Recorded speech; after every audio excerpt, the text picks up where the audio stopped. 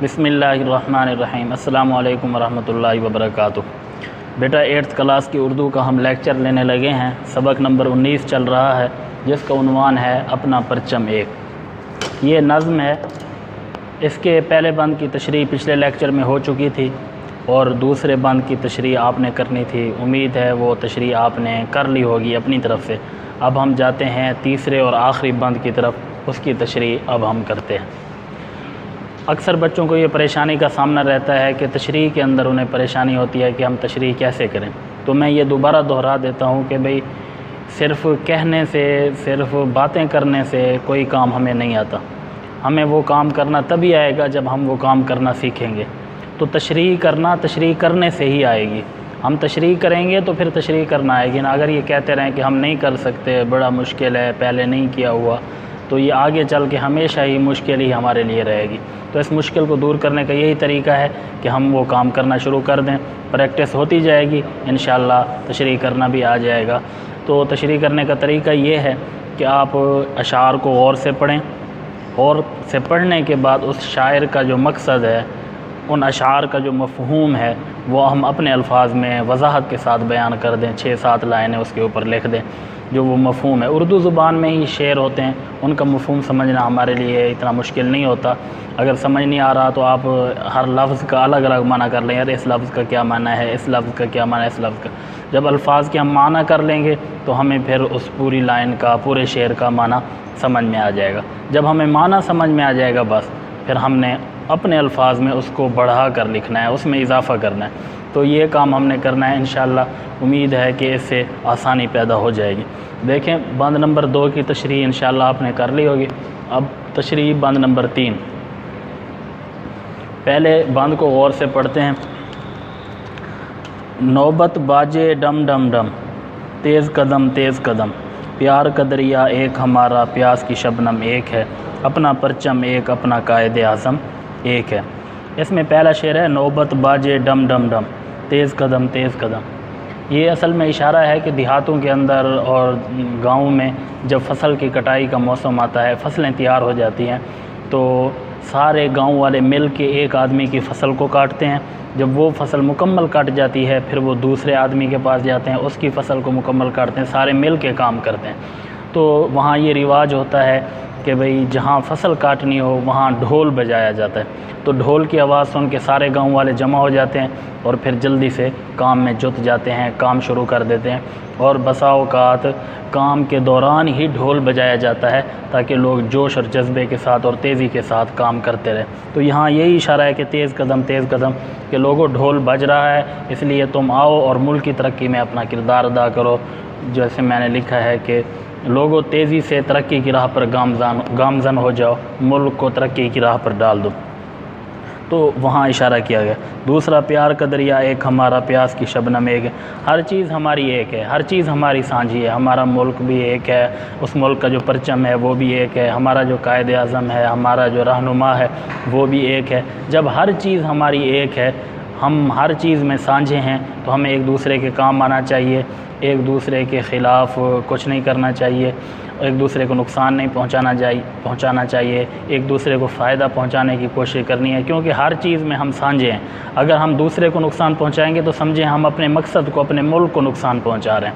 اسی لیے ہم نے ہر ایک کو فائدہ پہنچانا ہے، دوسرے کی خوشیوں میں بھی شریک ہونا ہے، اس کی تکلیفوں میں اور غمی میں بھی شریک ہونا ہے۔ دیکھیں تشریح بند نمبر 3۔ شاعر اس بند میں کہتا ہے کہ ہمارا قومی جھنڈا ایک ہی ہے، اوپر جو کہا اپنا پرچم ایک، اپنا قائد اعظم ایک ہے، جس کے سائے تلے جمع ہو کر ہم نے اپنا پیارا ملک پاکستان حاصل کیا، اور ہمارا قائد و رہنما بھی ایک ہی ہے۔ آگے جو ہے نوبت باجے ڈم ڈم، یہاں ڈم ڈم سے مراد ڈھول کی آواز ہے، کیونکہ دیہاتی علاقوں میں فصلوں کے موسم میں لوگ ڈھول بجا کر اپنی فصل کی کٹائی کے لیے لوگوں کو جمع کر کے کام شروع کرتے ہیں۔ اسی لیے شاعر کہہ رہا ہے کہ ڈھول بج رہا ہے، لوگوں تیزی سے ترقی کی راہ پر گامزن ہو جاؤ۔ ہمارے اندر وطن سے محبت بہت زیادہ پائی جاتی ہے، یعنی ہم سب اپنے وطن سے دلی لگاؤ رکھتے ہیں۔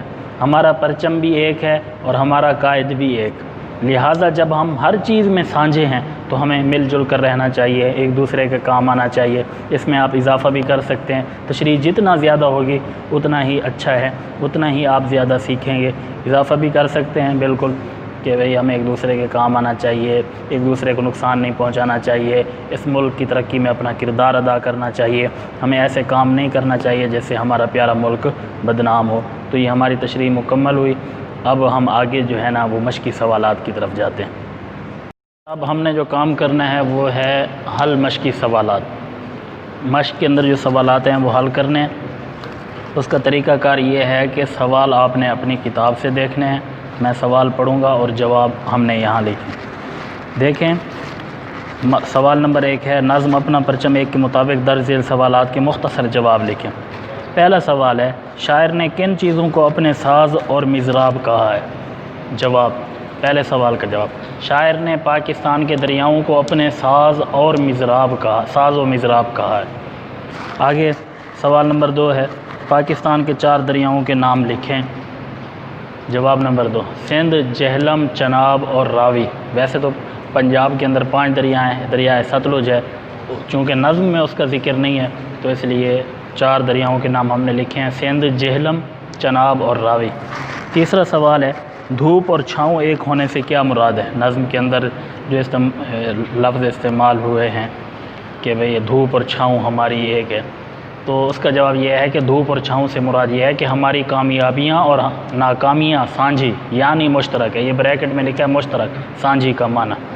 آگے سوال نمبر 4 ہے، ہماری کون کون سی باتیں سانجھی ہیں؟ ہماری کون کون سی باتیں ایک جیسی ہیں؟ تو جواب، ہمارا رشتہ، منزل، دھوپ اور چھاؤں، خوشیاں اور آنسوں، نگری، گاؤں، پیار کا دریا اور قائد اعظم ایک ہیں، یعنی یہ سب ہمارے سانجھے ہیں، یہ سب چیزیں ہماری ایک جیسی ہیں۔ آگے سوال نمبر 2 ہے کہ بھئی کچھ الفاظ ہیں ان کے معنی لغت سے تلاش کر کے لکھیں، تو ان کے معنی جو ہے نا ہم نے الفاظ معنی جب کیے تھے سبق کے شروع کے اندر، پہلے لیکچر کے اندر ہم نے وہ کر لیے تھے، دوبارہ میں کہہ دیتا ہوں۔ پہلا لفظ ہے نگری۔ نگری کہتے ہیں، یہ اسم مصغر ہے، اس کا اسم مکبر آتا ہے نگر۔ نگری کا معنی چھوٹا گاؤں، چھوٹا قصبہ۔ اور شبنم، رات کو جو نمی پڑ جاتی ہے پودوں کے اوپر، درختوں کے اوپر، سبزے کے اوپر، اس کو شبنم کہتے ہیں۔ شب کہتے ہیں رات کو، نمی سے ہے کہ رات کو پڑنے والی نمی جو اوس پڑ جاتی ہے، جو پانی کے ذرات اور قطرات ہوتے ہیں۔ بھاگ بھرے، اس کا مطلب ہے خوش نصیب۔ اور کھلیان، اس کا معنی کھیت، جہاں اناج کے ڈھیر لگائے جائیں اس کو کھلیان کہتے ہیں۔ آس کا معنی امید۔ آگے اب ہم آتے ہیں کتاب کی طرف، اس کے اندر کچھ ہے، دیکھیں۔ سوال نمبر 3 ہے، کالم الف میں دیے گئے الفاظ کے ہم الفاظ نظم سے تلاش کر کے کالم بے میں درج کریں۔ پہلا لفظ ہے چھاؤں، اس کا ہم آواز الفاظ ہے گاؤں۔ چناب، اس کا ہم آواز الفاظ ہے مضراب۔ میدانوں، اس کا ہم آواز الفاظ ہے کھلیانوں۔ شبنم، اس کا ہم آواز الفاظ ہے پرچم۔ اب غلط جملے ہیں ان کو ہم نے صحیح کر کے لکھنا ہے۔ روزمرہ اور محاورے کی روح سے درج ذیل جملوں کو درست کر کے لکھیں۔ پہلا ہے، جو غلط جملہ ہے میرے کو بھوک نہیں ہے، یہ صحیح جملہ کیسے بنے گا؟ مجھے بھوک نہیں ہے۔ آگے، دونوں کتابوں میں 21-20 کا فرق ہے۔ 21-20 کا فرق ہونا یہ محاورہ ہے، اصل میں جو غلط محاورہ ہے، جو صحیح محاورہ ہے وہ ہے 19-20 کا فرق ہونا، تو یہ سارا صحیح ہے، صرف 21 کی جگہ 19 آ جائے گا۔ دونوں کتابوں میں 19-20 کا فرق ہے، جب ہم کہیں گے تو محاورہ درست ہو جائے گا۔ آگے تیسرا جملہ ہے، امید ہے آپ خیریت کے ساتھ ہوں گے، یہ غلط ہے بلکہ صحیح ہے، امید ہے آپ خیریت سے ہوں گے۔ تنویر گئی رات تک کام میں مصروف رہا، یہ غلط ہے، صحیح ہے، تنویر رات گئے تک کام میں مصروف رہا۔ اس کی صورت دیکھ کر ڈر آتا ہے، اصل میں ہے اس کی صورت دیکھ کر ڈر لگتا ہے۔ آگے، برائے مہربانی خط کا جواب دیں، تو اصل میں یہ برائے جو ہے نا یہ براہ آئے گا، یہ اپنا اپلیکیشن میں درخواست کے اندر بھی اس چیز کا خیال رکھنا ہے کہ ہم نے ایسے لکھنا ہے، برائے مہربانی خط کا جواب دیں۔ آگے مناسب الفاظ کی مدد سے ہم نے مصرعے مکمل کرنے ہیں 5ویں سوال میں۔ اپنا رستہ، اپنی منزل، اپنی دھوپ اور چھاؤں، یہاں لفظ آئے گا ڈیش میں چھاؤں ایک، پیار کا ڈیش ایک یعنی دریا ایک، پیاس کی شبنم ایک ہے۔ اپنے ساز، اپنے مضراب، سبز ہرے میدانوں میں، یہاں لفظ آئے گا ہرے۔ آس کی راس رچائیں ہم، یہاں لفظ آئے گا راس۔ بھاگ بھرے کھلیانوں میں، یہاں لفظ آئے گا کھلیانوں۔ آگے اعراب لگا کر تلفظ واضح کرنے ہم نے یہ تلفظ کا خیال کرنا ہے، اعراب لگانے ہیں آپ نے بھی اپنی بک پہ۔ منزل صحیح لفظ ہے منزل۔ آگے دوسرا لفظ ہے مزراب، تیسرا ہے رستہ، چوتھا ہے رچائیں، پانچواں ہے نگری۔ اب آگے درج الفاظ کو جملوں میں اس طرح استعمال کریں کہ ان کی تذکیر و تانیث واضح ہو جائے۔ رستہ، منزل، دھوپ، گاؤں، پیاس، دریا اور شبنم۔ یہ دیکھیں ہم نے وائٹ بورڈ پہ کیا ہوا ہے، یہ ہے رستہ۔ اب رستہ ہم کو کیسے پتہ چلے گا مذکر ہے مؤنث ہے؟ جب ہم اسے جملوں میں استعمال کریں گے تو ہم کہیں گے یہ سیدھا راستہ ہے، تو سیدھا سے پتہ چل رہا ہے کہ رستہ مذکر ہے۔ اگر رستہ مؤنث ہوتا تو ہم کہتے ہیں سیدھی۔ منزل، یہ منزل مؤنث ہے کیونکہ یہ میری آ رہا ہے۔ اگر منزل مذکر ہوتا تو یہاں میرا آتا، تو میری چھوٹی یا آ رہی ہے تو اس وجہ سے ہمیں پتہ چلا کہ منزل مؤنث ہے۔ رستہ مذکر، منزل مؤنث، میری منزل بہت دور ہے۔ آگے دھوپ، سردیوں میں دھوپ بہت اچھی لگتی ہے۔ اب اچھی میں بھی چھوٹی یا ہے اور لگتی میں چھوٹی یا، سے پتہ چلتا ہے کہ دھوپ کیا ہے مؤنث۔ آگے ہے گاؤں، میرا گاؤں چھوٹا سا ہے۔ اب میرا ہے، اگر میری ہوتا تو پتہ چلتا کہ گاؤں مؤنث ہے، تو میرا ہے الف کے ساتھ آ رہا ہے تو گاؤں مذکر ہے، میرا گاؤں چھوٹا سا ہے۔ پیاس، پانی پینے سے میری پیاس بجھ گئی، تو میری آ رہا ہے، چھوٹی آ رہی ہے تو اس سے پتہ چلا کہ پیاس مؤنث ہے۔ دریا، یہ دریا کافی گہرا ہے، یہ گہرا کے ساتھ الف گہری نہیں ہے، یا نہیں استعمال ہو رہی تو اس سے پتہ چلا کہ یہ دریا مذکر ہے۔ آگے شبنم، رات کو پھولوں پر شبنم گرتی ہے، چھوٹی آئی ہوئی ہے گرتی کے ساتھ تو پتہ چلا کہ شبنم مؤنث ہے۔ اگر شبنم مذکر ہوتا تو ہم کہتے شبنم گرتا ہے۔ تو اس طرح ہمارا یہ لیکچر مکمل ہوتا ہے، چیپٹر بھی مکمل ہو گیا۔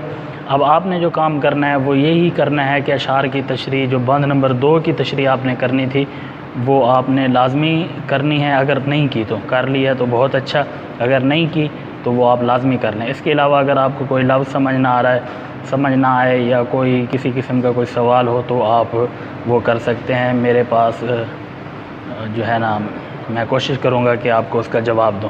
آپ کے پاس واٹس ایپ میرا نمبر ہے، اس پہ آپ مجھ سے کسی بھی قسم کا سوال پوچھ سکتے ہیں۔ السلام علیکم ورحمۃ اللہ وبرکاتہ۔